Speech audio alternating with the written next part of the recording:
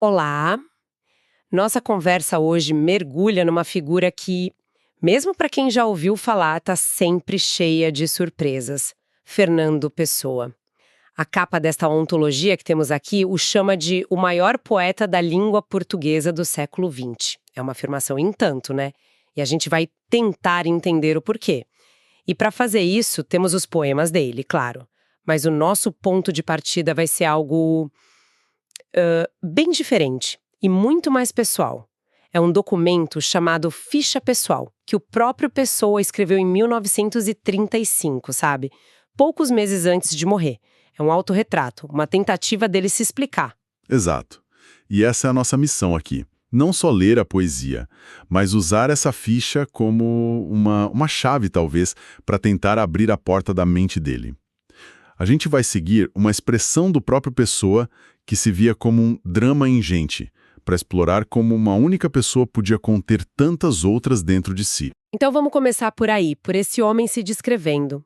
A primeira coisa que me saltou aos olhos foi a profissão. Ele não se define como poeta. Para ele, a designação mais própria é tradutor, ou sendo mais exato, correspondente estrangeiro em casas comerciais. E ele faz questão de dizer: o ser poeta e escritor não é uma profissão, mas uma vocação. O que isso já nos diz sobre ele? Olha, isso diz que ele separava muito bem o que fazia para ganhar a vida do que ele era. A poesia não era um trabalho, era uma condição da existência dele.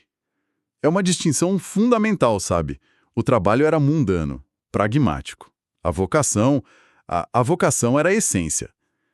Essa divisão já aponta para uma vida interior muito mais rica. E essa vida exterior também tem detalhes que quebram aquela imagem do poeta lisboeta fechado no quarto.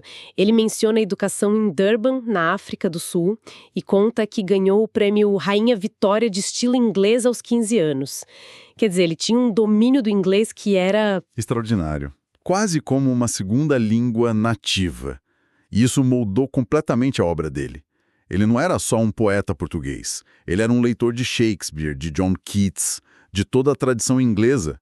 Isso deu a ele uma perspectiva, uma bagagem cultural que, bom, a maioria dos contemporâneos dele em Portugal não tinha. E na mesma ficha ele solta outra definição curiosa sobre si mesmo. Diz que sua ascendência é um misto de fidalgos e judeus.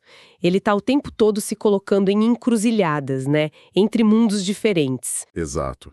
E essa sensação de encruzilhada fica ainda mais clara quando ele fala de política. Isso aqui é um verdadeiro quebra-cabeça. Ele se diz monárquico por convicção, mas logo em seguida afirma que a monarquia é completamente inviável em Portugal. Espera um pouco. E por isso, se tivesse que votar, votaria com pena pela República. Como alguém consegue sustentar essas duas ideias ao mesmo tempo? É o pensamento de Pessoa em ação. Ele separa o plano ideal do plano prático. No mundo das ideias da teoria, ele acredita que a monarquia seria o melhor. Mas na realidade concreta de Portugal, ele reconhece que é impossível. Então ele não fica preso à ideologia, ele se adapta. Ele se define como um liberal dentro do conservantismo e absolutamente antirreacionário. É uma tentativa de fugir de qualquer rótulo simples. E tem um ponto que mostra isso na prática. Ele menciona um folheto de 1928, uma defesa da ditadura militar, e simplesmente escreve que a obra deve ser considerada como não existente. Ele não tenta justificar, ele renega. É como se uma parte dele discordasse publicamente de outra parte dele do passado. Exatamente. É um homem em constante diálogo consigo mesmo e, às vezes, em conflito aberto. Ele não tinha medo de mudar de ideia. E se a política já é complexa, a religião é um labirinto ainda maior. Ele se declara cristão gnóstico. O que isso significa? Significa que ele busca um conhecimento espiritual direto, pessoal, sabe? Sem intermediários. Por isso ele se diz contrário a todas as igrejas organizadas, principalmente a católica. E aí a lista de interesses dele parece coisa de ficção. Ele mergulha na tradição secreta do cristianismo, na cábala, na maçonaria, e chega a dizer que foi iniciado nos 3 graus menores da Ordem Templária de Portugal. É difícil saber onde termina o fato e onde começa a construção do personagem. E talvez para ele essa distinção nem importasse tanto. O que importa é a busca.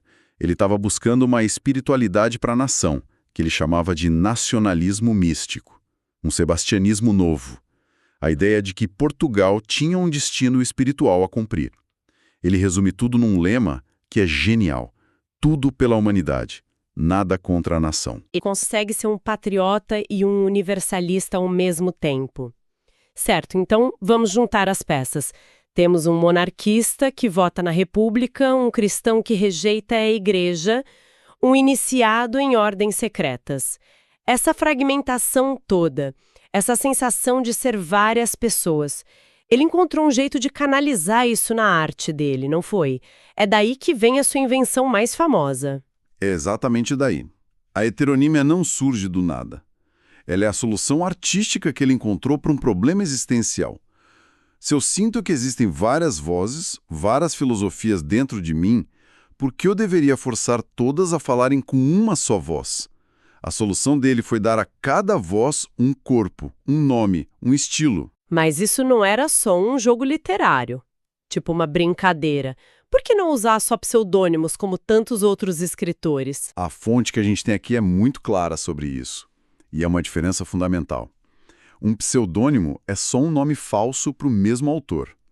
Os heterônimos são descritos como personalidades poéticas completas. Eles não são disfarces de Fernando Pessoa, eles são outras pessoas. A fonte diz que eles se tornam verdadeiros através da sua manifestação artística própria. E os mais famosos são um elenco de personagens incríveis. A antologia destaca os três principais: Álvaro de Campos, No engenheiro naval formado na Escócia, futurista, sensacionalista, uma explosão de energia e angústia. É o poeta do moderno, do barulho. Pense em Álvaro de Campos gritando: "Ah, não ser eu toda a gente, toda a parte." Essa vontade de devorar o mundo. completamente diferente de Ricardo Reis. O oposto total. Ricardo Reis é o médico que escreve odes clássicas inspirado nos latinos. Ele é pagão, epicurista, busca a calma, a aceitação do destino. Enquanto Campos quer sentir tudo, Reis prega a moderação. Ele diria algo como: sábio é o que se contenta com o espetáculo do mundo. E para completar o trio, Alberto Caeiro. Caeiro é o mestre de todos eles, inclusive do próprio Fernando Pessoa. É o poeta do campo, que não terminou nem o primário. A filosofia dele é não ter filosofia. É ver as coisas como elas são. Ele diz: o Tejo é mais belo que o rio que corre pela minha aldeia, mas o Tejo não é mais belo, porque o Tejo não é o rio que corre pela minha aldeia. É uma lógica desconcertante de tão simples. É impressionante. 3 visões de mundo distintas nascidas de uma só mente. E nesse processo todo, onde fica o próprio Fernando Pessoa? O fascinante é que ele também se torna um personagem. Ele passa a ser o ortônimo, ou seja, a personalidade original, mas agora apenas mais uma entre as outras. Ele não está acima delas, ele está ao lado. A criação dos heterônimos não foi um ato de se esconder, foi um ato de se multiplicar, de viver vidas que ele não podia viver. Ele, de fato, se transformou num drama ingente. Então, em vez de se esconder, ele estava se expandindo. É uma ideia vertiginosa. E a poesia dele mesmo, a do Fernando Pessoa original, a do ortônimo, ela reflete essa vertigem, é nela que a gente encontra a origem de tudo isso. Sem dúvida. Se os heterônimos são as peças do drama, a poesia do ortônimo é o palco onde tudo acontece. É a voz da consciência que percebe essa fragmentação. E o próprio Pessoa nos dá uma pista de como ler essa poesia numa nota preliminar. Ele fala que a arte acontece na intersecção de duas paisagens, a de fora, o mundo, e a de dentro, a alma. Ele usa uma imagem poderosa. Uma tristeza é um lago morto dentro de nós. A poesia é o mapa dessa paisagem interior. E essa ideia de mapear a alma, de transformar o sentimento em pensamento, talvez nunca tenha sido tão bem expressa quanto no poema mais famoso dele, Autopsicografia. Os primeiros versos são conhecidíssimos, né? O poeta é um fingidor. Finge tão completamente que chega a fingir que é dor, a dor que devera sente. Esses 4 versos são a chave de tudo. Muita gente interpreta fingidor como mentiroso, mas não é isso. Fingir aqui vem do latim fingere, que significa modelar, dar forma, criar. O poeta não mente sobre a dor. Ele pega a dor real, a dor que de verdade sente, e a modela, a intelectualiza, a transforma em arte. Mas em outro poema, Isto, ele parece ir ainda mais longe. Ele diz: eu simplesmente sinto, com a imaginação, não uso o coração. E depois termina com uma provocação: sentir, sinta quem lê. Parece quase frio, né? Como se ele se recusasse a sentir de verdade. Parece, mas é a radicalização da mesma ideia. Ele está dizendo que o trabalho dele como artista não é ter a emoção crua, mas sim processá-la. A emoção primária ele deixa para o leitor. A tarefa do poeta é entender, estruturar e expressar essa emoção de uma forma que o leitor possa senti-la. É quase uma cirurgia da alma. Essa cirurgia, essa autoanálise, aparece em todos os temas dele. Um dos principais é justamente a consciência de ser muitos. No poema Não Sei Quantas Almas Tenho, ele diz: cada momento mudei, continuamente me estranho, nunca me vi nem achei. É quase um diário do processo que levaria aos heterônimos. Com certeza. Aqui a gente vê a semente de tudo. Antes de criar outras pessoas no papel, ele já sentia que existiam outras pessoas dentro dele. A heteronímia foi uma consequência direta dessa sensação de estranhamento contínuo de si mesmo. O homem da ficha pessoal, dividido, é o mesmo poeta que se sente um estranho para si a cada momento. E essa vida interior tão agitada parece criar um conflito com o mundo real, o mundo da ação. No poema O Lago, ele se questiona: por que fiz eu dos sonhos a minha única vida? Há uma tristeza aí. Uma consciência dolorosa. É o paradoxo do Criador. A riqueza do mundo interior o impede de viver plenamente o mundo exterior. E isso gera uma frustração imensa, que ele expressa em tudo que faço a medito, ele diz. Fica sempre na metade. Querendo que era o infinito, fazendo nada é verdade. É a angústia de ter uma imaginação sem limites, mas uma vida que é finita. O que, no fim, leva a uma solidão profunda, uma melancolia. Penso em Abdicação, onde ele se imagina como um rei que desiste do trono. Os versos são de uma beleza desoladora. Despi a realeza, corpo e alma, e regressei à noite antiga e calma, como a paisagem ao morrer do dia. Nossa, regressei à noite antiga e calma. É de uma tristeza imensa. É o som do esgotamento. Depois de sentir tudo, de pensar em tudo, de ser todos, a voz do ortônimo anseia pelo silêncio, pela calma, pelo fim do drama. E com isso, o círculo se fecha. A poesia do ortônimo é o espelho daquele homem da ficha pessoal, o pensador gnóstico, o indivíduo que vive internamente seu próprio drama, é a voz que ecoa nesses versos. Então, o que a gente tem até aqui? Passamos pelo autorretrato de um homem que era um mosaico de contradições, mergulhamos na sua invenção genial de criar outras vidas e exploramos a poesia do seu eu original, a consciência por trás de tudo. Então, o que tudo isso significa?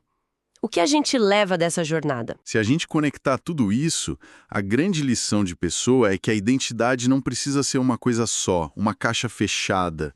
Ela pode e talvez deva ser plural. Ele nos mostra que é possível ser um palco com múltiplos atores, múltiplas vozes. A obra dele é um convite para que cada um de nós explore nossas próprias paisagens interiores, nossos outros eus possíveis. Ele nos dá permissão para sermos complexos. E isso me deixa com uma última reflexão, uma provocação final. A fonte nos revela que Pessoa, esse mestre em criar tantos eus, chegou a renegar uma de suas próprias publicações, a considerá-la não existente. Se ele mesmo, o criador do drama ingente, era composto por tantas vozes e ainda assim tentou ativamente silenciar uma delas, o que isso nos diz sobre a busca por uma identidade verdadeira? Será que ser uma pessoa inteira não é exatamente sobre conter essas multidões de sentimentos e ideias, mesmo as que se contradizem ou das quais a gente se arrepende depois?